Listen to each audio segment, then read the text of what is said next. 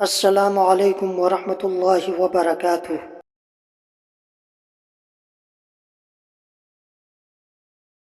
بسم اللہ الرحمن الرحیم۔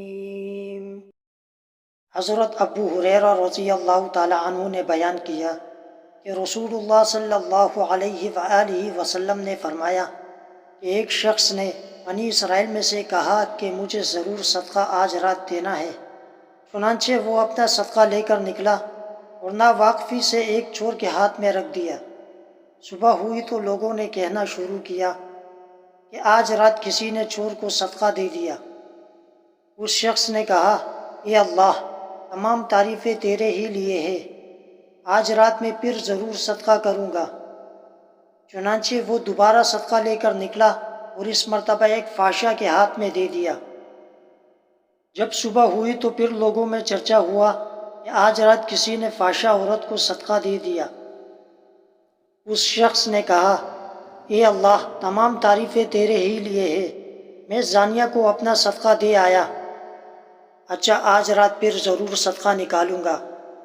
چنانچہ وہ اپنا صدقہ لیے ہوئے وہ پھر نکلا اور اس مرتبہ ایک مالدار کے ہاتھ پر رکھ دیا۔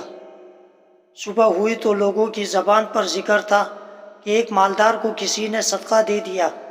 اس شخص نے کہا، اے اللہ، ہم تیرے ہی لیے ہیں، میں اپنا صدقہ لا علمی سے چور، فحشہ اور مالدار کو دے دیا۔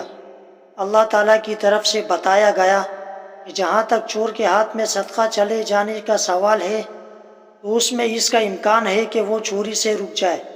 اسی طرح فحشہ کو صدقے کا مال مل جانے پر اس کا امکان ہے کہ وہ زنا سے رک جائے، اور مالدار کے ہاتھ میں پڑ جانے کا یہ فائدہ ہے کہ اسے عبرت ہو اور پھر جو اللہ تعالیٰ نے اسے دیا ہے وہ خرچ کرے۔